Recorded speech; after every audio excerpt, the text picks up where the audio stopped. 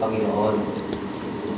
Lahat po tayo ay tinawag at tumugon at marami tayong napagtanto na kaiba po pala tayo sa mga taong nasa labas. Sabihin, ang mga tumugon sa ating Panginoon ay mayroon pong karampatang responsibilidad dahil po sa atin nakasalalay at nakikita kung ano po o sino po ang ating pong Diyos na sinasamba, ang ating pong Panginoon si Kristo. It will always reflect on who we are, the one who we worship, and whom we serve. Ano po? So ating pong tutungan ang mensahe ko sa umagang ito. It's all about our living hope. Hope to a living hope. So we are all called to a living hope. Marahil po, marami sa atin, no? Alam naman po natin ang pinagdaanan po natin noong 2020. I think almost 2 years if we go back. Yung panahon po ng pandemya. No?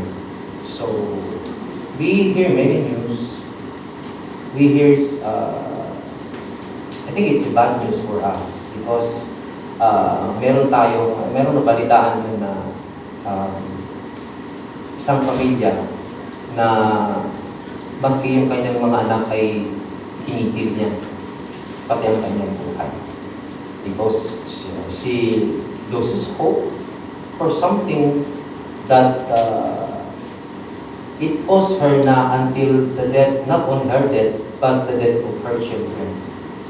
So marami po, hindi lamang po yun, at marami po tayong nabalitaan na dahil lamang sa nagkasakit ay tumalon na sa gusali o sa building. They jump out of the building to finish because in his or herself, that is the end of her life or his life. That is losing hope in this world. So, when we are in this world, if we don't know the real meaning of life, or let's say, kung hindi po tayo naging Kristiyano, we will not realize what is the meaning of life that God given to us. That's why we are frustrated. Amen? We lost the reason of our living. That's why the tendency is just easy. Ayaw ko na ang buhay na ito, titigin ko na kasi wala naman akong mapagpalag sa buhay. And that is very, very wrong. So the Bible teach us on how to be hopeful to God. Ito yung papag-aralan natin na makikita natin how the Bible teaches Christians to hope in greater things because the world and everything, it will pass away. Malinaw po sa Biblia. At kadalasan pong binabanggit sa mga apostol na ang mundo ito na ating pong ginagalawan ay ito po'y pansamantala lamang, maging ang ating pong buhay. Because all of us, same life as smoke, sabi ko nila ay para lang puso na mamaya mawawala na siya. And that is our life.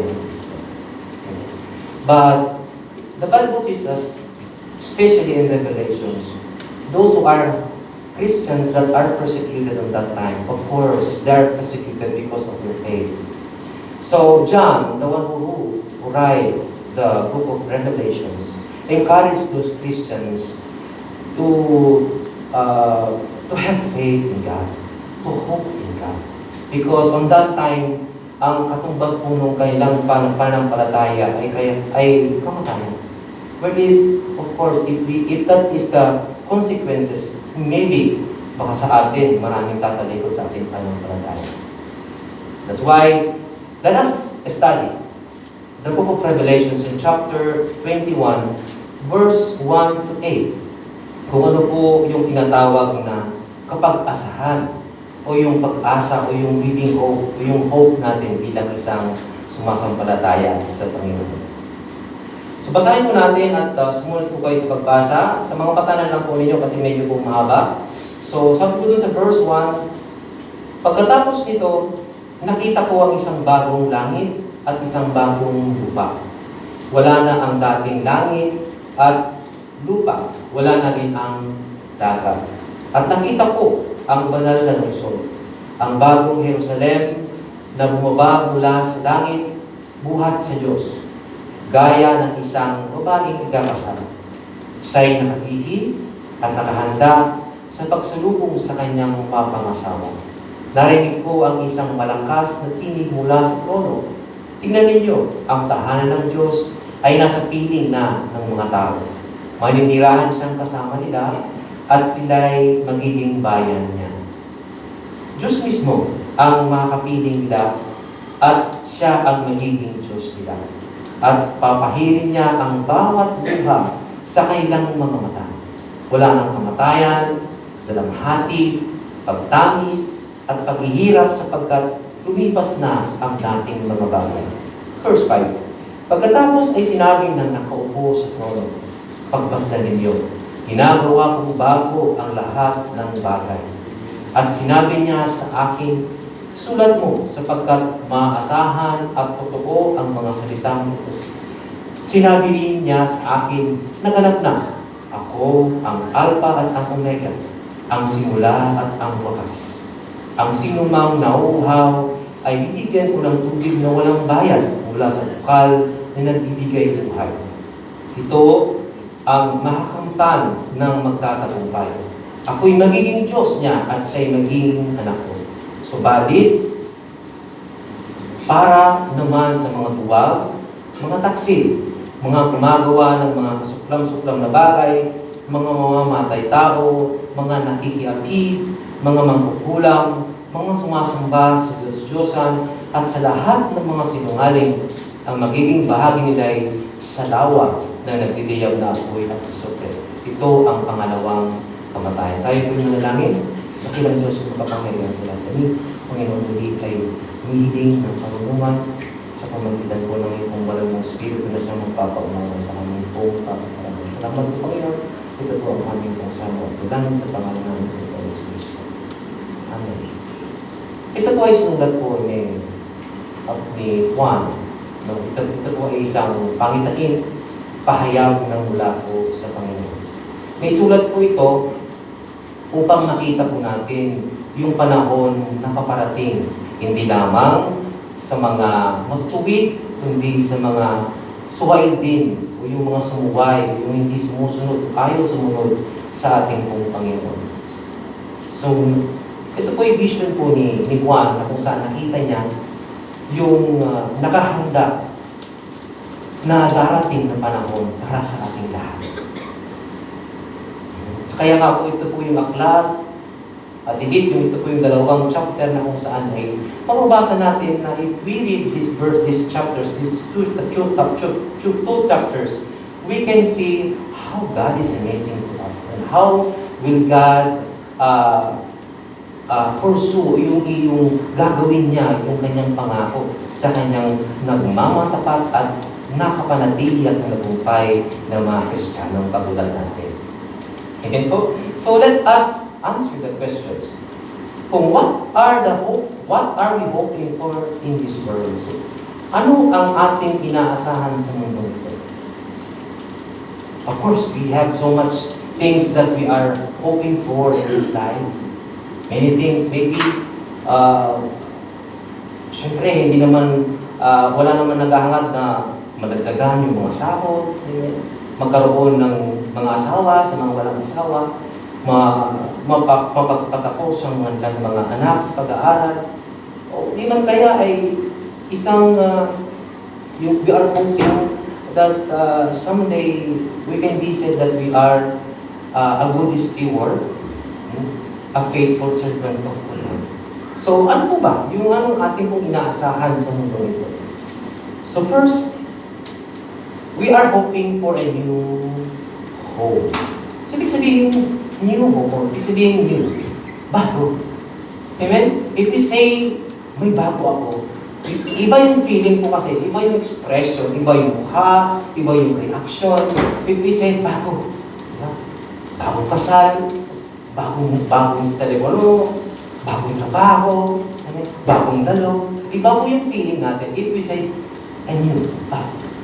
So we are hoping for a new home. Saan ba yung home na tinatawag natin? Ito po ba yung tahanan natin nakikita sa ating mga mata sa mga panahon ngayon?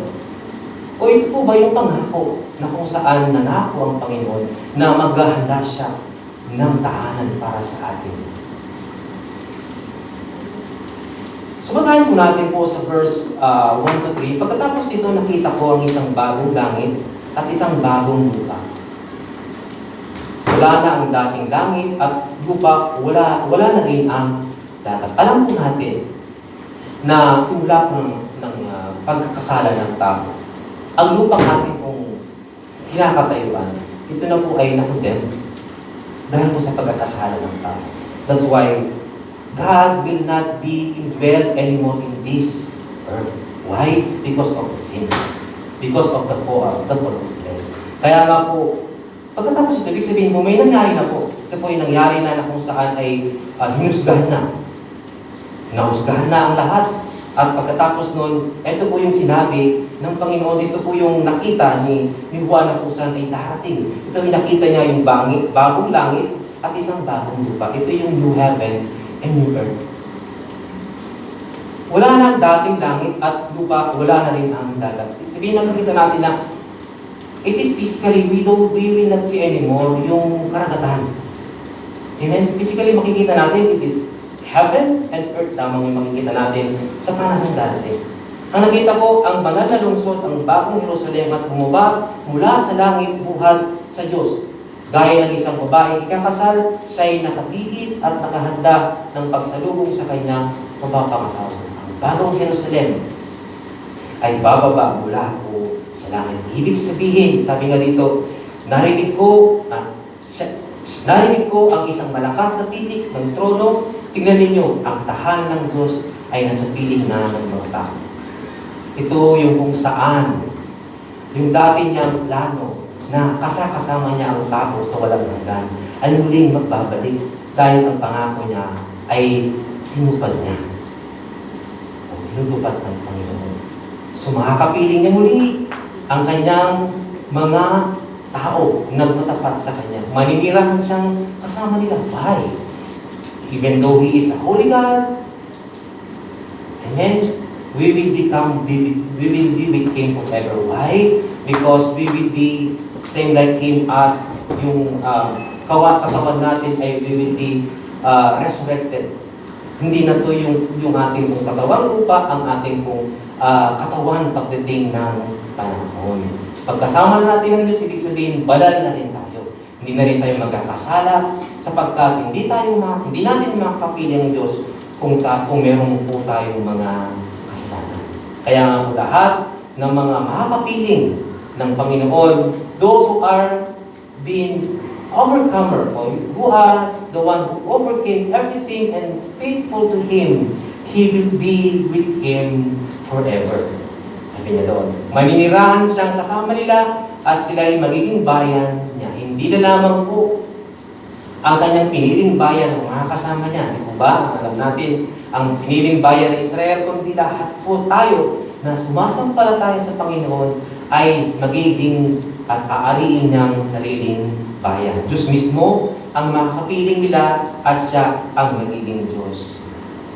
How could you imagine that the God whom we worship, that the God who did not see even before, ay makikita natin ng buong buo at ang kanyang tawalati. That is how God promised to us a new home. Hindi po yan yung tahanan natin na halos ibinuhos na natin yung ating panahon upang pagandahin, pataasin, panamutian, no? Dekorasyonan, ingatan, no? Kasi ang bahay dapat may maintenance every 5 years. Kasi if you don't maintain that, it will be rotten, it will be ruined. Pero ang Diyos, ang pinangako niyang bagong tahanan, ang tahanan niya ay ito po ay kumikinang at hindi mo siya mawari at ma-explain kung gaano siya kaganda. Amen? Kaya kung may panahon po kayong basahin niyo po yung Revelations chapter 21 and 22, and you will see how God designed that true place for us whom faithfully serving, whom truly worship, and who overcame everything before the time comes. Kasi lahat naman tayo ahantong sa kahusgahan ng panahon. If lalayunin ng Panginoon na darating siya sa ating panahon, sa ating generation, praise the Lord. But if we will be going, tayo mauna, still praise the Lord because we are hoping for a new place for us to be with the Lord. Amen? So are you happy for that? Masaya ba tayo yung ating inaasam na bagong tahanan? So first, sabi ko dito, what characterizes? Sabi ko, the Lord promised us a new permanent home in eternity. So meaning to say, this home will be permanent. And not only permanent, but also permanent in the presence of the Lord. Amen?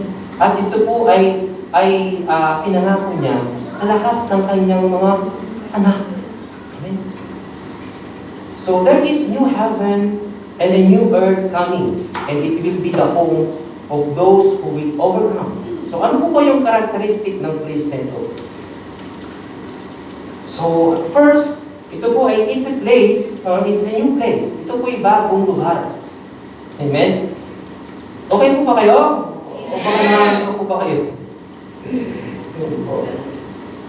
Sabihin niyo lang kung pakakabit ko kayo sa katabi ninyo pagtanang ko. Wala naman po.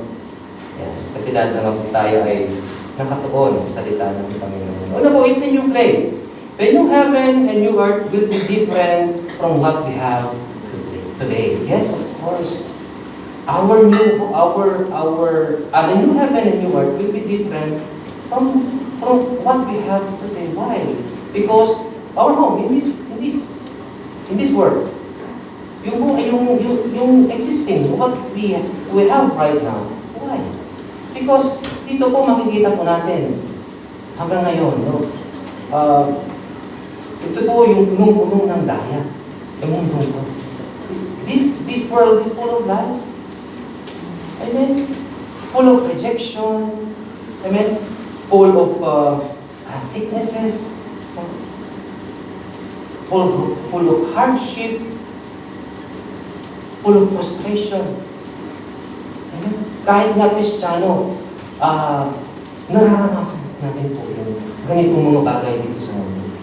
And that is the challenge for us on how to be a strong Christian, on how we live according to His way sa mundo ng ating pong ginagalawan. Amen? Diba ang mundo ito parang ang feeling natin madalas napakabayas naman.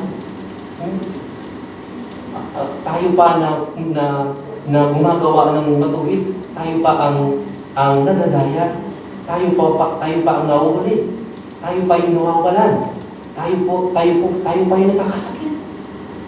Amen? But sabi nga doon, the new heaven and new earth that will come, will be different from what we have today. So it will be perfect without falling of our present. Hindi great, yung word na to, it is already condemned. It is already, unti-unti na siyang sumasama. Dahil marami pong nagtutulak na gumawa ng masama. Hindi na po natin nakita yun. So marami pong, para bang habang tumatakbo o tumatagal ang panahon, lalo namang sumasama ang mundo ito. But then even, whatever the things happening around us, Christian will not be madadala. Hindi po madadala ang mga Kristiyanong nagmamatapat at nakakapanatili sa ating pong Panginoon. Kasi alam natin na meron tayong pinangahawakan. Amen? Amen. Meron po tayong pangako inaasahan. Amen? Even though hindi pa po natutupad, pero meron po ultimate promise of God that we will be Him in eternity. Amen? So basahin po natin po sa verse 2 Peter chapter 3 verse 7 to 9. 7 to 10. Sabi ko doon, sa pamamagitan din ng salitang iyon ay nananatili ang mga langit, ang lupa, upang tupukin sa apoy pagdating ng araw ng paghuhukom at pagpaparusa sa masasama. So marahil sabi niyo, mga langit, ano ba yung mga langit na sinasabi ni Kuya? Parang ang dami namang langit. Marami pong mga langit talaga mga kapatid. Malalim lamang po yung ating talakayan dyan, pero lahat po yan, yung mga langit na yan at ang lupa ay tutubukin sa apoy pagdating ng paghuhukom. Ito po yung magaganap at magaganap talaga pagdating ng panahon. Sana kaya nga sabi doon, encouragement Pedro sa mga nanampalataya, mga minamahal, huwag ninyong kalilimutan ng Panginoon. Ang isang araw ay tulad ng 1,000 taon at ang 1,000 taon ay tulad ng isang araw lamang. Ang Panginoon ay hindi nagpapabaya sa kanyang pangako gaya ng inaakala ng ilan. Hindi patulad ng ako, ang Panginoon pag isa'y nangako. Pag nangako ang Panginoon, 100% ay kanya pong tutuparin. Kaya sa halip, nagbigay siya ng pagkakataon sa lahat sapagkat hindi niya nais na may mapahamak, kundi ang lahat ay makapagsisi at umalikod sa kasalanan. Kaya kapag hindi pa dumarating po ang Panginoon, dahil may layunin siya sa bawat sa atin at iganap natin na ihayop ang kanyang salita. Sapagkat hindi mo madali ang kakahinatnan ng mga taong ayaw tanggapin ang Panginoong Yesus bilang Diyos at dakilang tagapagligtas. Amen. Kung ang mga Kristiyanong nanagupay ay kasama ang nakikipagsaya sa kagalakan, kapiling ng Diyos, kabaliktaran naman ang mahinatnan o mararatnan o marating ang mga mapagsuway o mga suwail ng mga taong ayaw sumunod sa Diyos. Kaya nga po, we encourage everyone. Those sit na empty. Why it is empty? Because being part of the church, we are commanded, instructed to share the gospel na lahat ng mga patlang na yan ay mapuuan ng katulad nating makakasama sa lugar na kung saan itinangaman ng ating Panginoon. Ngayon po. Ngunit ang araw ng Panginoon ay darating tulad ng isang magnanakaw. Ito po yung lagi dapat natin tatandaan na pagdating ng ating pong paghihina, Christians can be, it will come to test. Kaya nga minsan yung mga Kristiyano nanghihina dahil alam natin na hindi po madali ang sinusubong ng isang sumasampalataya sa Panginoon. We will go in testing of our faith, at ito po yung dapat nating panghawakan na darating po ang Panginoon. Jesus will come soon. Pag-antay-antay lang po tayo. Amen po. Sa araw na iyon, ang kalangitan ay biglang mawawala kasabay ng isang malakas na ugong. Matutupok ang araw, buwan at ang mga bituin. Ang mundo at ang lahat ng mga bagay na narito ay mawawala. Why? Kasi babaguhin niya at gagawin niya ang bagong lugar para sa atin. This is the new heaven and new earth that He promised us. New heaven and new earth is same as the Eden. Yung Eden na kung saan ang si Adan at si Eva ay kasama niya ang Diyos. Ganun pa rin po ang nangyayari para sa atin. So that is our hope. Okay? Kaya po yung ating pong inaasahan sa mundo ito. Lahat po ng ating pong mga kapatiran na nawala na nagmatapat sa Kanya. Andun po sila kasama natin. Sabi nga nila, ang lugar na ba yun, Kuya, wala nang katulad pa ba natin na ganito, na, di ba, pulbot. Some part of the Bible says that when Jesus resurrected, nag-iba po yung kanyang itsura. Kaya nga, anumang kung gawin natin, anumang supplement, anumang gamot, nagpapabata sa atin, anumang klaseng ehersisyo, tatanda pa rin tayo, mga kapatid. Bukas makalawa, iba po yung itsura natin after 5 years. itapat natin sa picturean po natin, selfie, may selfie. Picturean po natin yung ating mukha. Ngayon, and after 5 years, there will be big difference. Why? Because even ourselves will be changed when we will be with Him in eternity. It's not only the place that we will change, also us will be changed from glory to glory. Ano po? That's why, huwag po tayo nang hinawa. Na pag may binabago po ang Panginoon sa atin, He changed not our physical, but He is changing inside our heart. Whatever things is that, God knows what He designed for you. Sabi nga, ibinawangis tayo ayon sa wangis ng ating Panginoon Kristo upang pagdating ng panahon na i-represent tayo ng Panginoon sa Diyos, ay wala pong kulubot na makikita sa lahat ng mga pinili niyang bayan ng Diyos. This is our church. Amen. So, pangalawa po, what characterize this place of God? Sabi doon, it is the dwelling place of God. So, ito po yung tirahan po tirahan po na ang presensya ng Panginoon ay naroon. So, the holy presence of God is there. So, the presence of God will be with His people. Diba nanalangin tayo, hindi natin nakikita yung Diyos na pinapanlingan natin. Amen. Pag kinakausap natin sa panalangin, hindi natin siya nakikita. We believe that God is Spirit and no one sees. Even God, no? That the only one who sees is the Lord Jesus Christ because He is in Him before the creation or before then. Kaya nga po, wala pa po nakakita sa Diyos. Ngunit sa panahon ito, kitang-kita po natin yung kung ano po ang Diyos natin pong sinasamba. Ang Diyos na siyang nangako ng lahat ng ito para sa atin with His own full glory. Hello, church? Okay po ba? Okay lang po ba kayo? O baka nag-imagine na kayo ng anong pang kakainin ko mamaya dito. Okay, so, yeah. So, sabi lang, He will live with God forever. It will be eternal. Kaya nga po may forever po sa mga Kristiyano. Sa mag-asawa, maybe. No? Kasi nga, on that place, we don't know if we will know each other. Amen? Because we will be brothers and sisters. Amen? What we will do there is just to be with God, worshiping Him, serving Him as the King of all things.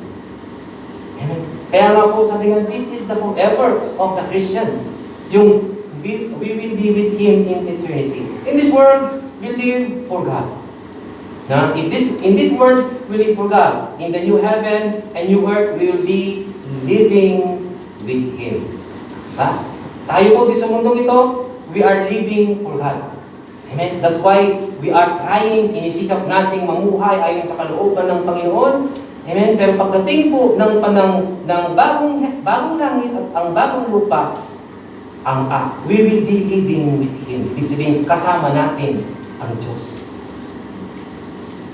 Kaya nga po, kung ano po yung ating sinisikap na baguhin sa ating mga sarili, yun po yung ating pong dadalhin. Amen? Sa eternity. Kaya nga po, wala pong puwang. Sabi nga doon, wala pong mga puwang. Yung mga taong sumail, mga masamang, yung mga sinungaling, di ba sabi niya, sa tahanan ng Diyos, sapagkat ang tahanan ng Diyos ay banal. That's why the place of God is full of joy, full of peace, full of hope, no? Full of everything that God wants us to be in the first place. Mag-enjoy po tayo kasama ng Panginoon. Amen? The joy or the enjoyment in this world is just for temporary. Amen? Amen? What we have right now is all just temporary for us. And even our life. We don't own our life. Amen? We don't own anything because what we know and we believe as Christians, everything comes from the Lord. And we will be with Him the one who created everything, our Yahweh Elohim, is the one, we will be with Him forever. Sabi ito, let us illustrate, no, in John chapter 14, verse 1 to 3. Huwag mabagabag ang inyong kalooban. Sumampalataya kayo sa Diyos, sumampalataya din kayo sa akin. Sa bahay ng aking Ama ay maraming silid. Kung hindi ito totoo, sasabihin ko ba sa inyong pupunta ako roon upang ipaghanda ko kayo ng inyong matitirhan. Kapag naipaghanda ko na kayo ng matitirhan, ako'y babalik. At isasama ko kayo upang kayo'y makapiling ko kung saan ako.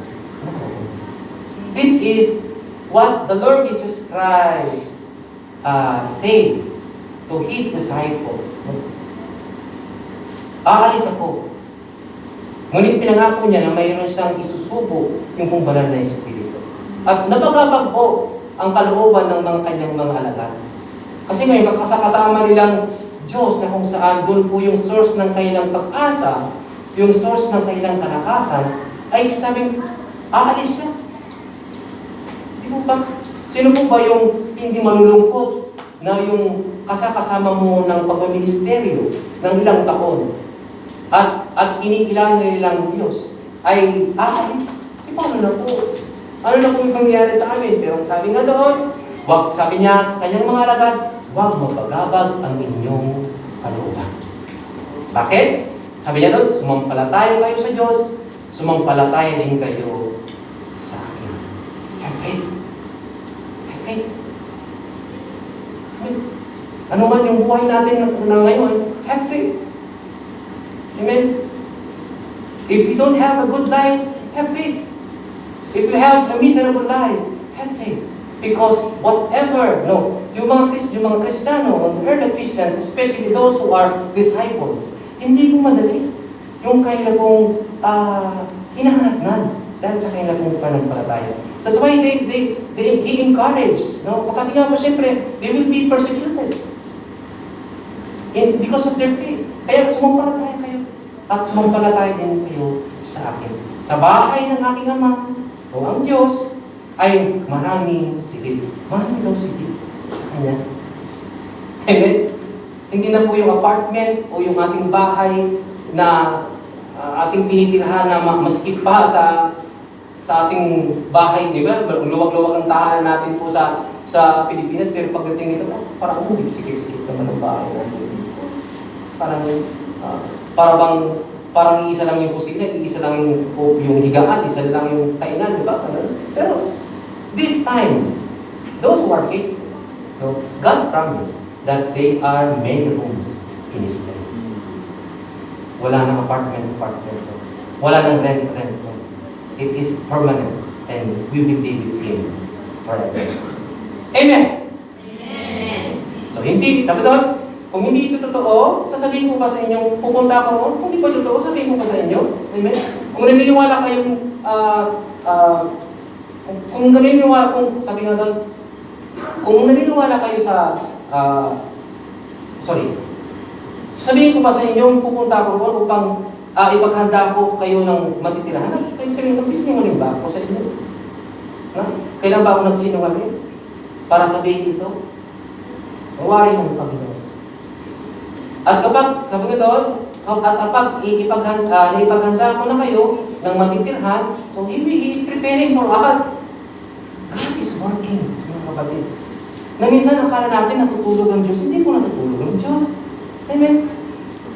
Amen? He is God who is eternal God, na He is doing something for us for good.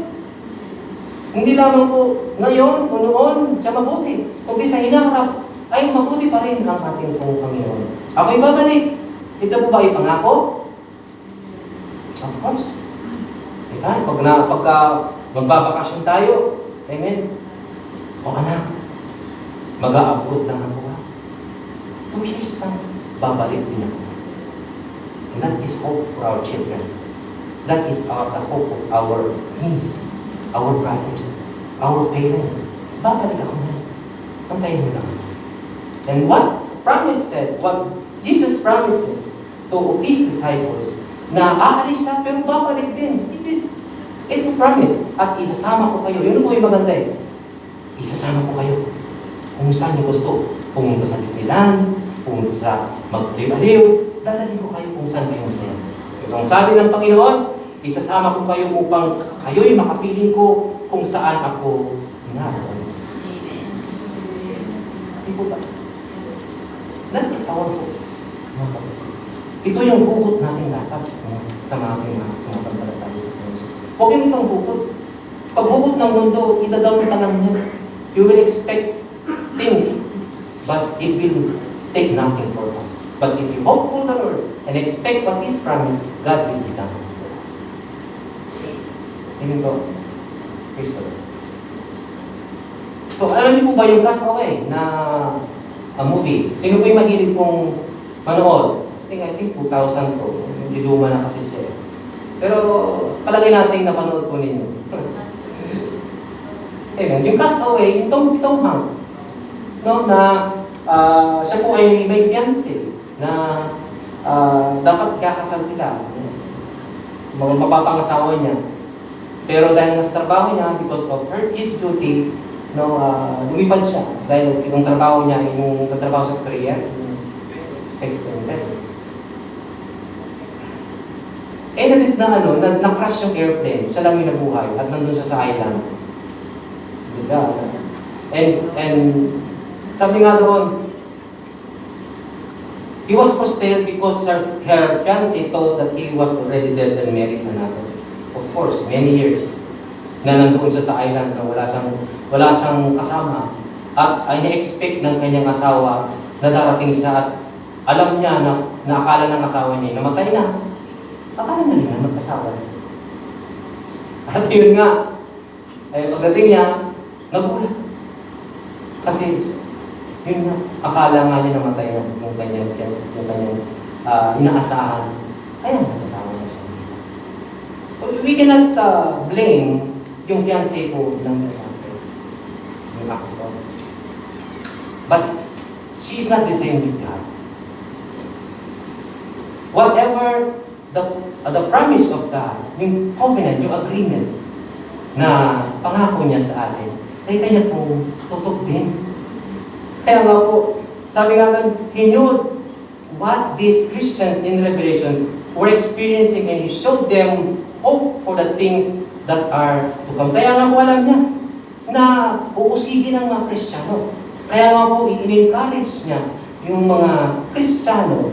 And even as of now, kasi nababasa po natin yung pahayag, we really these things, these verses in the Bible, di ba nag-iba po yung, narinig po yung ating pong serving, praying, amen, yung attending in the church, amen, yung loving natin, yung love natin, amen, whatever the things na minsan ay nailili ko dahil nga sa kalikuan ng mundo, ay yun po nag-encourage natin na dapat tayo magpatuloy. Na dapat tayo kumapit sa pangako ng Panginoon. And this is God what promised us. Kaya nga po, huwag tayo manghinawang maglingkod. Amen? Kasi nga po, ang paglingkod, wala pong limitasyon yan.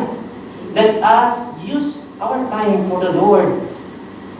Huwag po natin sayangin o wagdasin ang ating panahon sa walang kahinahanapnan sa buhay na walang hanggan. Because whatever the things we are doing as Christians, these are the things that we will do in eternity. So how can we do something na hindi naman natin alam? Na hindi natin ibuka yung salita ng Diyos sa iba.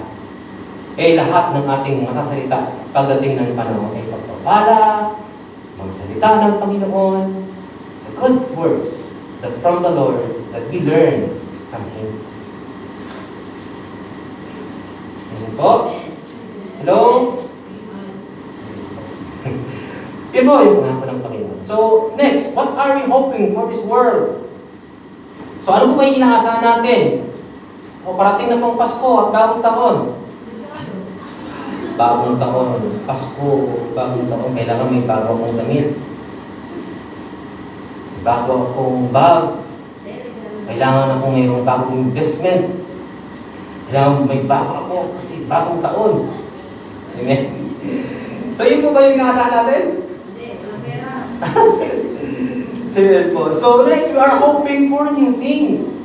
Amen? There will be a new things to come. Ito po yung inahansahan po natin pagdating ng panahon. Hindi po yung mga bagay na kung meron po sa atin dito sa lupa. Kasi whatever thing that will come, that will be eternal. So, basahin po natin po sa verse 4, at papahilin niya ang bawat luha sa kanilang mga mata. Ang mga mahilig umiyak dyan, mag-self-pity, di na kayo magiging iyakin. Kasi papawiin niya lahat ng ating pag-iiyak at mga luha. Wala nang kamatayan. So, hindi na tayo matatakot kasi we will not go with, we will die anymore. Dalamhati, grieving. Nag-grieve tayo pag may mahal tayo sa buhay na nawawala, tayo pinagdadalamhati. Tagtangis, umiyak tayo lagi pag nasaktan tayo. Yun na lang unan, yung pananakit natin para isigaw, yung ating pong iyak. Amen. At paghihirap, of course, we are not exempted to this. Amen. We will be encountered hardship in our life. We don't know what will come in our future. Even our sons and daughters, we will not know. We will leave them. After 20 years, 30 years, do you think that we are still exist? For those who are 50 above? I don't think so. And that is faith. We don't know what will happen next. What we know is there is God. That promise that someday, somehow, we will be with Him in eternity. Pagkatapos ay sinabi ng nakaupo sa trono, pagmasdan ninyo, ginagawa kong bago ang lahat ng bagay. Hindi lamang po ang mga bagay na nakikita natin, kundi lahat po ng mga bagay ay babaguhin ng Panginoon. Kasi bakit? Kasi nga, di ba, natupok na sa Panginoon. Tutubukin niya, pagkatapos niyang tupukin, babaguhin niya lahat. At kung binago ng Panginoon niyan, tiyak, it will be amazing for us to see. Ayan po. Isulat mo, sabi nga ito, sapagkat maasahan at totoo ang mga salitang ito. Sinabi rin niya sa akin, naganap na, ako ang Alpha at Omega, ang simula at ang wakas. Sino po yung sasabi dito? Sino po yung Alpha at Omega natin? Ay, nakulat na yung mga estudyante sa Sukoy. Who is our Alpha and Omega, the beginning and the end? Sino po yung pumakita niya at sa kanyang, by Him and through Him and in Him, He created everything? Jesus Christ. Our Yahweh Elohim. Amen? So, ang sino mang nauuhaw, ibibigyan ko ng tubig na walang bayad. Wala nang mineral water doon. Na binabayad natin ng uba. Miyakis. Libre po. Sabi nga, at ito po ay bukal na nagbibigay buhay. Everlasting. You can drink as much as you can. Pag nauuhaw ka, uminom ka. Amen? Ito ang makakamtan ng magkakailangan. Makakamtan lamang yung sino yung mananagumpay. Are we victorious? We will be maintain our victorious. Kasi nga, hindi natin alam, baka mamaya we are victorious now and at the end, loser tayo. Kaya nga po sikapin natin ang buhay natin makapanitiling nananagumpay kasama ang Panginoon. Ako'y magiging Diyos niya at siya'y na may magiging anak ko. Subalit, para naman sa mga tuwag, mga taksil, mga gumagawa ng mga kasuklam-suklam na bagay, ayan, mga mamamatay tao, mga nakikiapid, mga magkukulang, mga sumasamba sa Diyos-Diyosan at sa lahat ng mga sinungaling, ang magiging bahagi nila ay sa lawa na nagliliyab na apoy at kasuklam. Ito ang pangalawang kamatayan. This is their second death. Kaya nga po, kahindik-hindik po yung kahinatnan, yung mga taong ayaw pasako. So the things we will have, the things we have in this life are nothing compared to the things that are to come.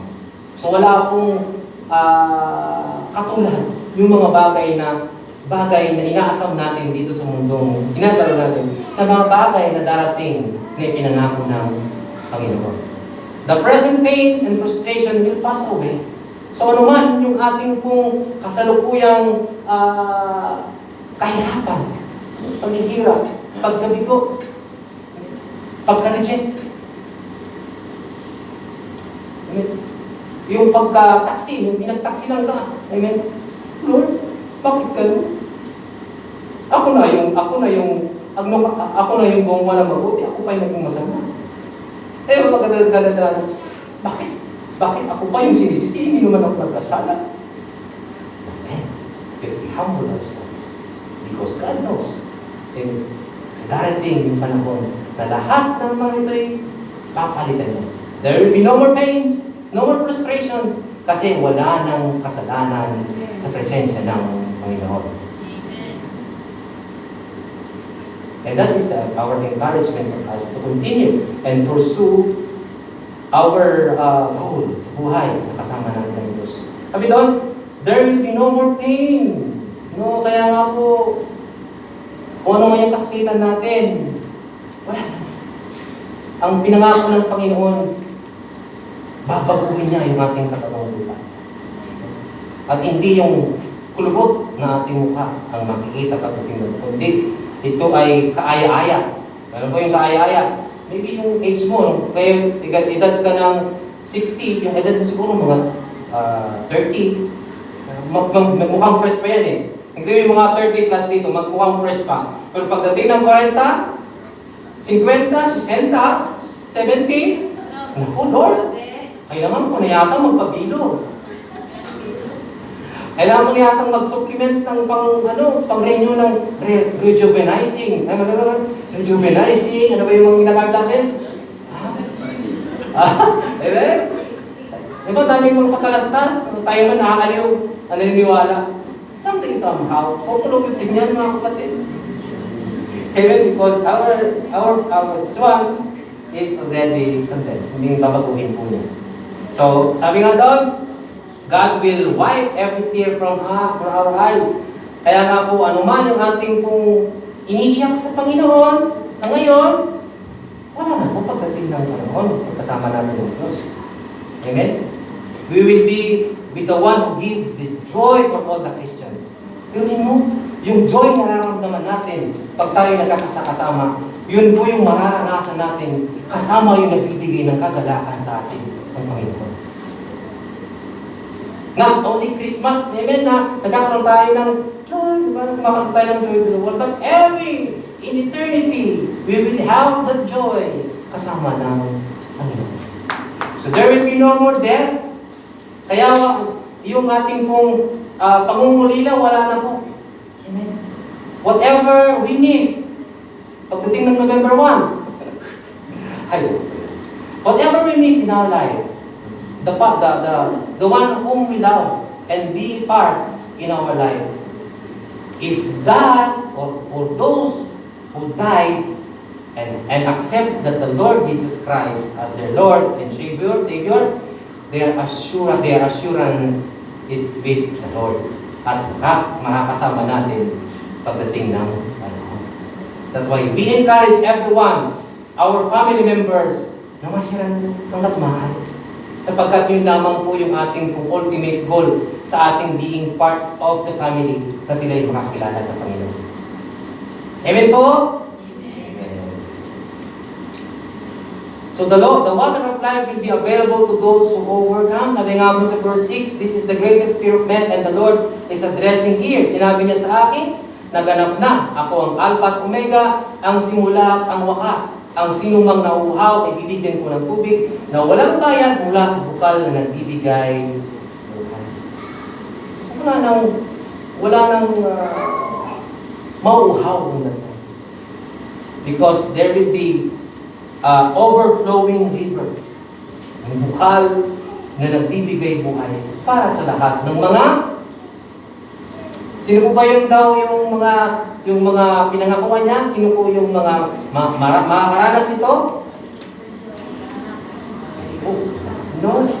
Sige, lahat ng mga magtatakumpay. Sabihin mo natin, magtatakumpay. Tayo yun mga kapatid. Kung tayo po yung magsusumikap, magpanatili, kung ano po yung mga pinangako ng ating Panginoon para sa lahat. Amen. Continue. Amen. Huwag tayong hinto. Number 3, He will inherit all things. After all things are renewed, the heaven and the earth shall become the inheritance of the righteous. The very things we miss will be given to us in the perfected world. Sino po yung walang mana dito sa magulang? Taas ang kamay. Wala? Walang pinamana sa inyo? Ay yung yung pasok, yung walang pinanganak. You know what God promised to us? When we become His sons and daughters, whatever He had in the eternity, that is also we will have in eternity. Whatever the inheritance of ano man yung mga bagay na meron sa Diyos, ay tayo ay kasama tayo na magmamay-ari kung ano ang meron po sa Panginoon. Kaya nga po ang Diyos, hindi po katulad ng mga tao alam nating mayaman sa mundo. Amen. So what is the feeling na yung Diyos kung ano man ang meron siya ay ganoon din sa atin? That is the inheritance that He promised to us. So bakit pa tayo nagkukumako? Ay kumako? Malalim na tayo. Nag-autobili? Tama ba yun? Nagkukumako? Nagmamadali. Na i-grab yung mga bagay dito sa mundo na halos i-shortcut na ng mga tao. Amen? Maybe some Christians nag-shortcut kasi gusto nilang marating na mabilisan. Kung makamit na mabilisan yung mga bagay dito sa mundo. Pero, pag tayo ay naunawaan natin ang pangako ng Panginoon, whatever things from God, ganun din po ay para sa atin. We will be inherit na tayo po na inari niyang matutuwid. So ano man yung mga bagay na ating hindi nakamtan sa mundong ito, wala po yan pagdating ng panahon.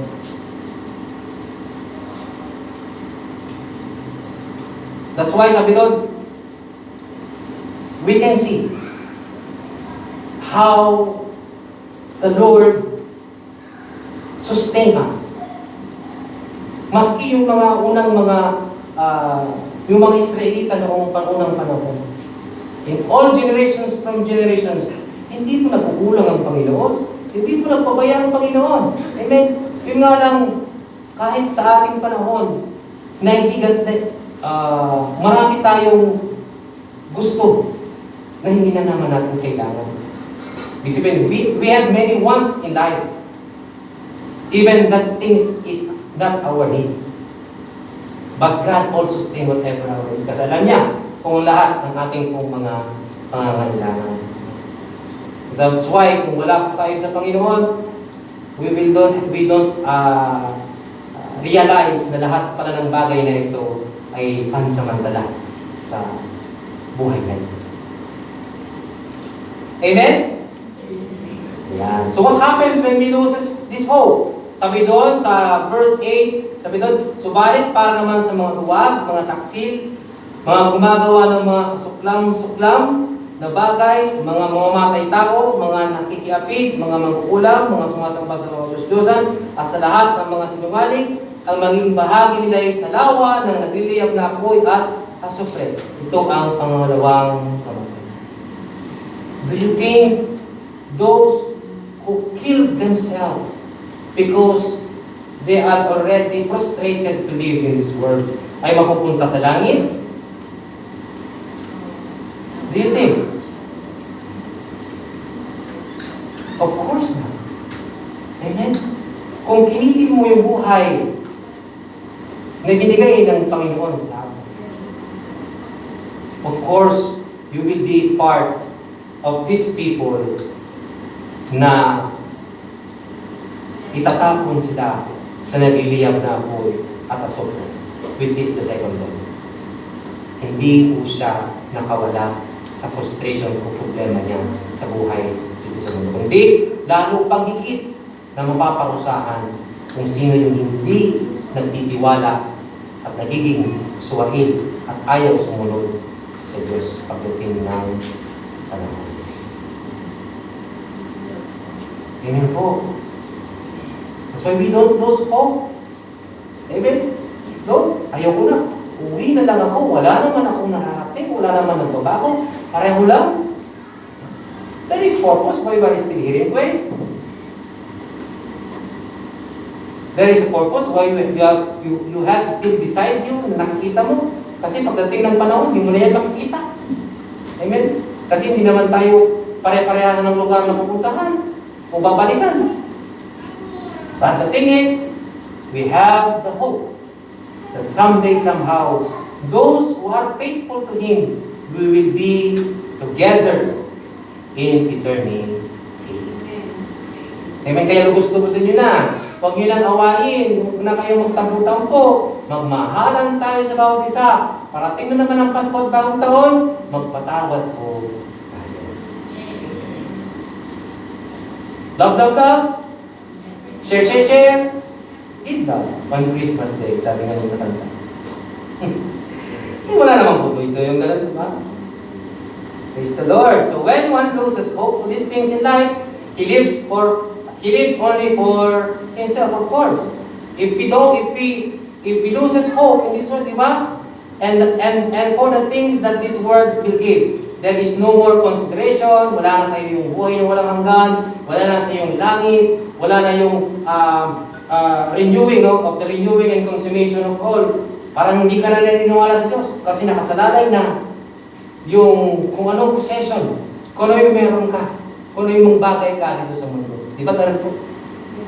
Nakafocus na lang yung ating attention sa mga bagay na dapat na mas higit po ang Panginoon kaysa mga bagay na ito. Let's encourage everyone. No? Alam po natin na dumarating po yung panahon na tayo po'y nanlalamig, tayo po'y nangihina. That's why we are brothers and sisters to admonish and encourage one another. Kung sino po yung wala sa atin, message po natin. Let us message. Kumustahin po natin baka mamaya. Dumadaan po siya ng kasabukan, ng pagsubok. Hindi natin alam. But being part of the church, being one of the member of the body of Christ, we should encourage one another so that pagdating ng panahon, hindi po mapapahamak ang ating mga kapatid. So we become protective of our earthly life if we loses hope. Ayaw na magkambak. Ayaw na magpagpatak.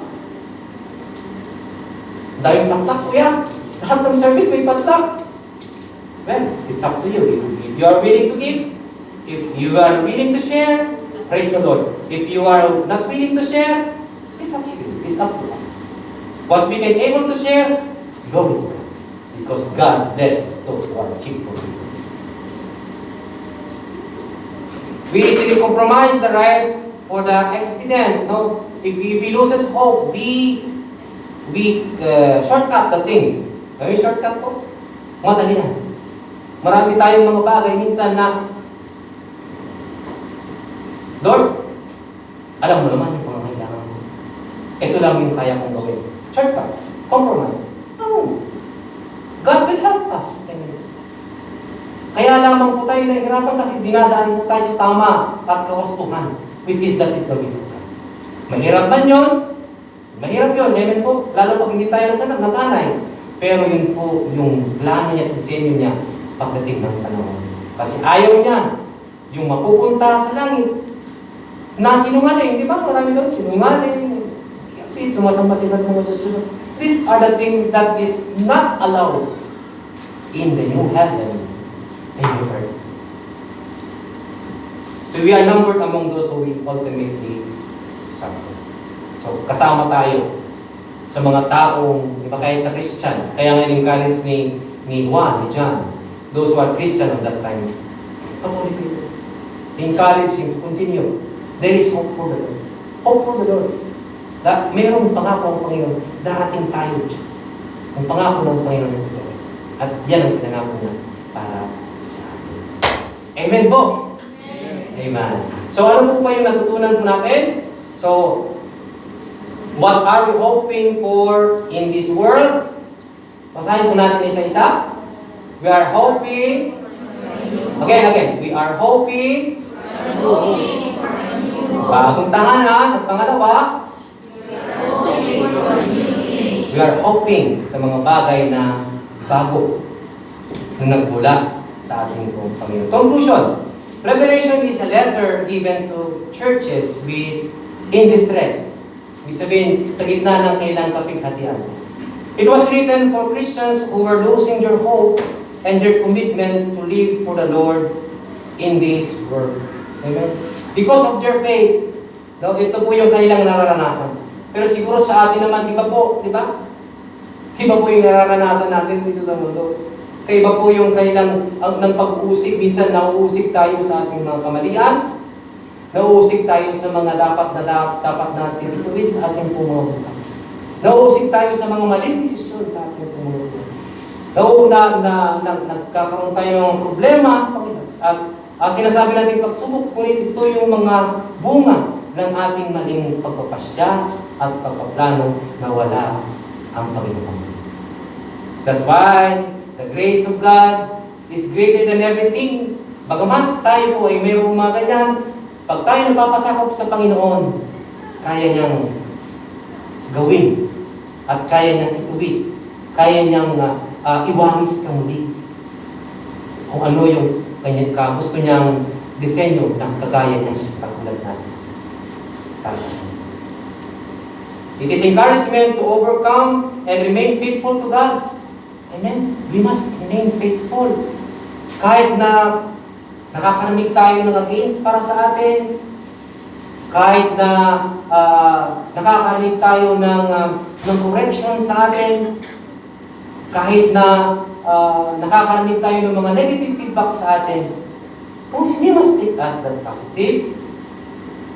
Amen? Because we cannot see even ourselves, we don't know even ourselves. Amen? Nakikita lang natin sa harapan ng salamin ang mukha natin. Pero sometimes, we don't know what we react, what we think sometimes. Kaya lang po tayo nagkakaroon ng correction. Amen? Kaya huwag po tayong magdamdam. Amen? Mga kapatid, tapikin po natin yung mga nagdadamdam. Kasi natin tayo sa nagdadamdam, di ba? God loves you. God has a better plan for your will. Magpatuloy lang.